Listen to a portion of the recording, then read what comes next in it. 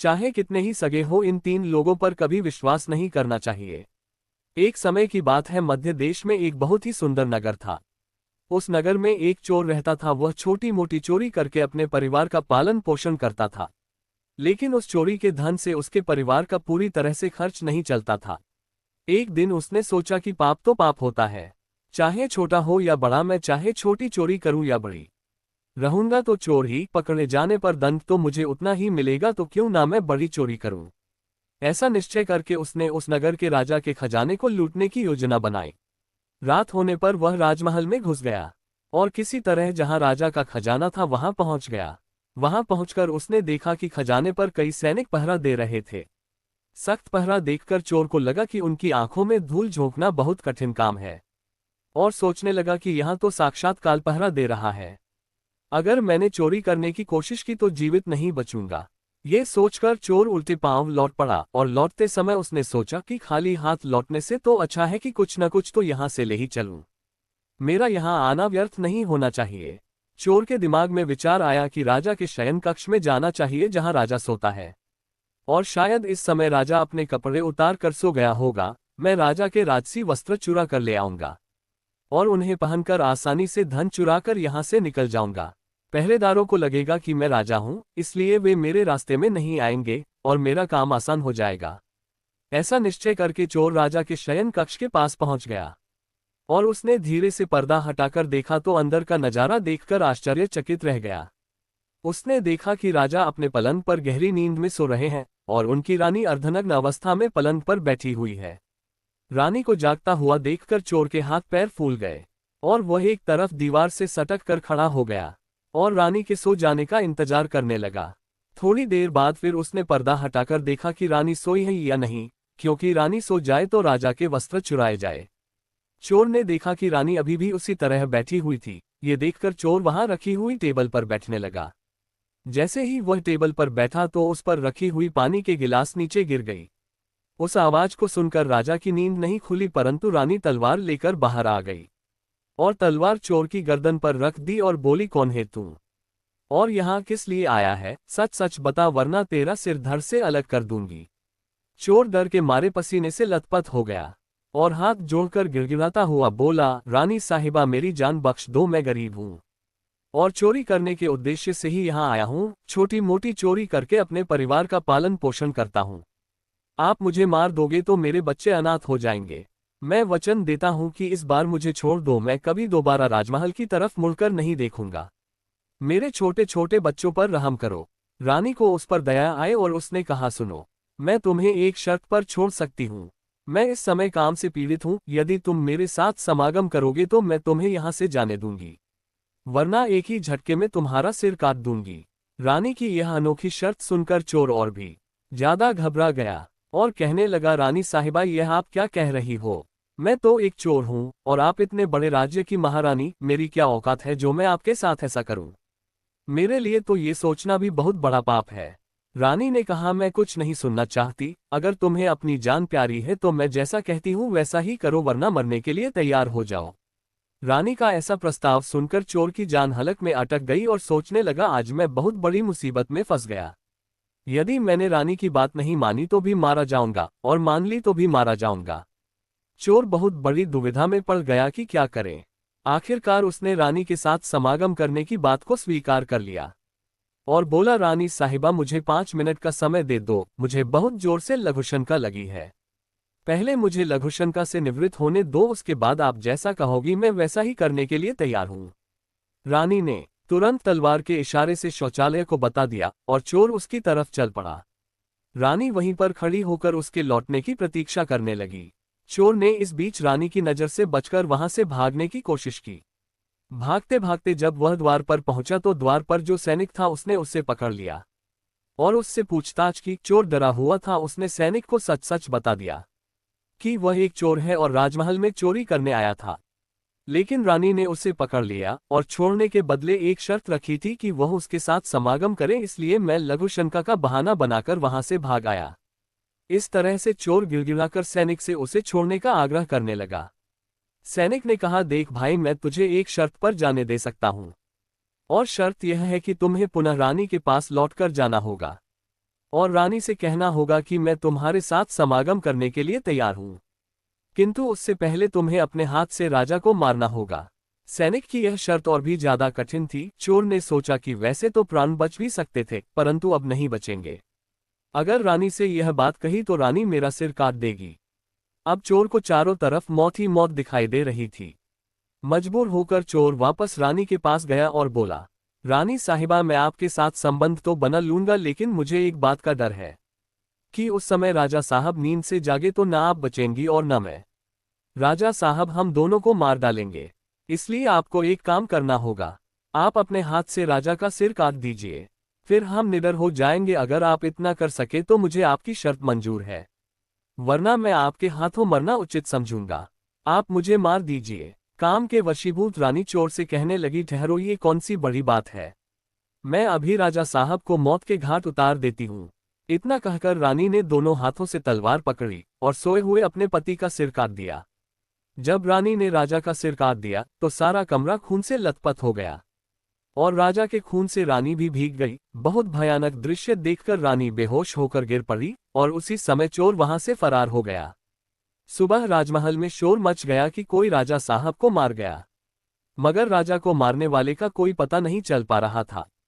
सब लोग बड़े आश्चर्य में थे कि राजा को सोते हुए किसी ने मार डाला। इधर रानी भी दहाड़ मार मार कर रो रही थी।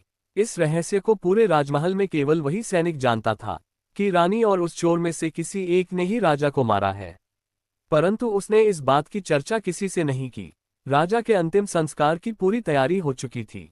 उधर रानी ने घोषणा की कि वह अपने राजा के साथ सती होना चाहती है। ये जानकर किसी ने रानी पर संदेह नहीं किया, क्योंकि अगर रानी ने राजा को मारा होता तो वह राजा के साथ सती क्यों होती। इधर रानी सारे श्रृंगार करके राजा के साथ चिता पर जाकर बैठ गई। राज्य के सभी लोग राजा की चिता पर एक एक करके लकड़ी रख रहे थे और उन्हें नमन करके पीछे लौट रहे थे। इस प्रकार सबसे अंत में वह सैनिक भी राजा की चिता पर लकड़ी रखने गया जो इस रहस्य को जानता था। उसने धीरे से रानी के कान में कहा, महारानी, आप तो सती हो जाएंगी, लेकिन मुझे इतना तो बता दीजिए कि राजा को आपने मारा था या उस चोर ने। ये सुनकर रानी चौंक पड़ी। वह समझ गई कि इसका मतलब इस भेद को ये सैनिक भी जानता है। रानी ने कहा, सुनो, राजा को न तो मैंने मारा है और न उस चोर ने। अगर तुम्हें ये जानना है कि राजा को किसने मारा है तो तुम नगर से बाहर उत्तर दिशा में जो जंगल है उसमें चले जाओ। वहां एक कुटिया में एक बुढ़िया रहती है, वह तुम्हें इस रहस्य को जरूर बता देगी। सैनिक को ये रहस्य जानना था, इसलिए वह अगले ही दिन रानी के बताए अनुसार जंगल में चला गया। जंगल में पहुंचने पर उसे वह कुटिया दिखाई दी जिसमें वह बुढ़िया रहती थी। सैनिक उस बुढ़िया के पैर पकड़कर बोला, माँ जी, मैं एक रहस्य जानने के लिए आपके पास आया हूँ। राजा साहब की हत्या किसने की, मुझे बताए। तब बुढ़िया माँ कहती है, बेटा, अगर तुझे ये रहस्य जानना है तो तुझे एक काम करना होगा। मेरी कुटिया के बाहर एक बकरा बंधा हुआ है, तू अपनी तलवार से उसका सिर काट दे और सिर काटते ही बकरे की धड़ वहीं गिर जाएगा और उसका सिर हवा में उड़ने लगेगा। तब तुम उस बकरे के सिर के कान पकड़कर लटक जाना। वह बकरे का सिर तुझे जिस जगह पर ले जाएगा वहां पहुंचकर तुझे तेरे सवाल का जवाब मिल जाएगा कि राजा को किसने मारा है। अब सैनिक ने वैसा ही किया। कुटिया के बाहर जो बकरा बंधा हुआ था, सैनिक ने उस बकरे का सिर काट दिया। सिर कटते ही वह हवा में उड़ने लगा। उसने झपटकर बकरे के दोनों कान पकड़ लिए। वह सिर उड़ता हुआ उसे उस भयंकर वन के बीचों बीच ले गया। उस जगह पर एक गुफा बनी हुई थी। उस गुफा के पास जाकर वह सिर नीचे उतर गया। सैनिक सोचने लगा कि इस जंगल में न तो कोई मनुष्य दिखाई दे रहा है, यहाँ भला कौन मुझे राजा की मौत का रहस्य बताएगा। गुफा के द्वार पर खड़ा यही सोच रहा था और वह गुफा एक राक्षस की थी, जिसमें वह राक्षस और उसकी एक बेटी रहती थी। अब शाम हो गई थी और वह राक्षस अपने भोजन के लिए बाहर गया हुआ था। गुफा के अंदर उसकी बेटी मौजूद थी।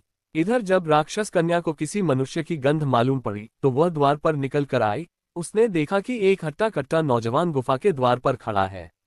राक्षस कन्या ने सोचा कि अगर मैंने इसे खा लिया तो मेरे एक समय की भूख मिट जाएगी, और अगर मैंने इसे जिंदा रखा तो यह नौजवान मेरे बहुत काम आएगा। राक्षस कन्या ने तुरंत एक सुंदर लड़की का रूप बनाया और उसके सम्मुख पहुंच गई। इतनी सुंदर स्त्री उसने आज तक पहले कभी नहीं देखी थी।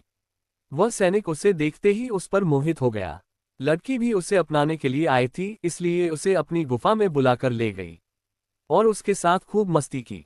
राक्षस के आने का समय हुआ तो लड़की ने उसे मक्खी बनाकर दीवार पर चिपका दिया। राक्षस आया और उसने लड़की से पूछा, बेटी मुझे किसी मनुष्य की गंध मालूम पड़ रही है। मुझे लगता है कि कोई आदमी हमारी गुफा में घुस आया है। तब बेटी बहाना बनाती हुई बोली, पिताजी कैसी बात कर रहे हो? हमारे होते हुए कौन मनुष्य यहाँ आने की हिम्मत करेगा, मैं तो उसे कच्चा चबा जाऊंगी। इस तरह उसने राक्षस को गुमराह कर दिया। अब वह राक्षस कन्या रोज उसे रात होने पर पुरुष बना देती थी और दिन में उसे मक्खी बनाकर दीवार पर चिपका देती थी। इस प्रकार सैनिक को राक्षस की गुफा में रहते रहते काफी दिन बीत चुके थे। अब उसे अपनी पत्नी और बच्चों की याद आने लगी, परंतु वह राक्षस कन्या के चंगुल से नहीं निकल पा रहा था। एक दिन उसे मौका मिल गया और वह किसी तरह रात में वहां से भाग निकला। भागते भागते कई दिनों के बाद वह अपने नगर पहुंच गया। अपने घर पहुंचकर उसे बहुत खुशी हुई। अपने बच्चों से मिलकर वह बहुत प्रसन्न हुआ। वह सोचने लगा, अच्छा हुआ जो मैं वहां से चला आया, न जाने कब तक वह मुझे मक्खी बनाकर वहां रखती। इस तरह उस सैनिक को अपने घर पर रहते हुए काफी दिन बीत गए। एक दिन उसे फिर उस लड़की की याद आई। अब तो दिन रात वह उसके ख्यालों में खोया रहता, उसकी सुंदरता को याद कर उससे मिलने की इच्छा करता। उसके बिना खाना अच्छा लगता, न पीना, हर समय यही सोचता था कि उससे किस तरह मिलन होगा। सैनिक उस राक्षस कन्या से मिलने के लिए तड़पने लगा और उसने फिर से उसके पास जाने का निश्चय किया। उसने सोचा, पिछली बार तो मुझे उस बुढ़िया ने पहुंचा दिया था, लेकिन अब मैं वहां से भागकर आया हूं, इसलिए मुझे रास्ते का भी ज्ञान नहीं है। क्यों न मैं एक बार फिर उस बुढ़िया की सहायता ले लूं। ऐसा सोचकर वह उस बुढ़िया की कुटिया पर पहुंच गया और हाथ जोड़कर बोला, हे माता, एक बार मुझे फिर से उसी स्थान पर भेज दो जहां पर मुझे पहले भेजा था। अब वह सैनिक राजा की हत्या का रहस्य भूल चुका था। वह राक्षस कन्या से मिलने की बेचैनी उसके अंदर बढ़ती जा रही थी। वह बुढ़िया समझ गई कि यह काम के वशीभूत है। उस बुढ़िया ने कहा, बेटा पहले तो मेरे पास एक बकरा था जिसके कान पकड़कर तुम वहां चले गए, अब तो वह भी नहीं है, अब मैं तुम्हें कैसे पहुंचा दूं? तब सैनिक ने कहा, हे माता, मैं जीवन भर आपका गुलाम रहूंगा, एक बार उस लड़की से मुझे मिला दो। बुढ़िया ने कहा, बेटा मैं तुझे मिला तो दूंगी, पर इसके लिए तुझे अपने बेटे को मेरे पास लाना होगा। सैनिक बोला, ये कौन सी बड़ी बात है? इतना कहकर सैनिक अपने बेटे को बुलाकर ले आया। बुढ़िया ने कहा, बेटा जिस तरह तुमने बकरे का सिर काटा था, उसी तरह तुम अपने बेटे का सिर भी काट देना, फिर उसी तरह इसका सिर भी हवा में उड़ने लगेगा, तुम इसका सिर पकड़ लेना और ये तुम्हें उसी स्थान पर पहुंचा देगा। काम के वशीभूत वह सैनिक अपने बेटे का सिर काटने के लिए तैयार हो गया। जैसे ही उसने तलवार लेकर बेटे का सिर काटना चाहा, तब उस बुढ़िया ने उसका हाथ पकड़ लिया और कहने लगी, ठहरो, यही तुम्हारे प्रश्न का जवाब है। चाहे कितने ही सगे हो, इन तीन पर कभी भी विश्वास नहीं करना चाहिए। पहला राजा को न चोर ने मारा था और न रानी ने राजा को हवस ने मारा था। जिस तरह कामवासना में अंधा होकर तुम अपने बेटे को मारने के लिए तैयार हो गए, इसी हवस के वशीभूत होकर मनुष्य अंधा हो जाता है और गलत से गलत काम भी कर जाता है। दूसरा, धन के लालच में आकर कोई भी किसी को मार डालता है। और तीसरा, क्रोधी व्यक्ति क्रोध में अंधा होकर सब कुछ भूल जाता है और वह सब कर डालता है, जिससे जीवन भर उसे पछताना पड़ता है। क्रोध में उसकी बुद्धि विवेकहीन हो जाती है और वह अपना पराया कुछ नहीं देख पाता। इन तीनों से हमेशा बचकर रहना चाहिए, अन्यथा जीवन भर पछताना पड़ता है। दोस्तों, कहानी अगर अच्छी लगी हो तो चैनल को सब्सक्राइब जरूर कर देना।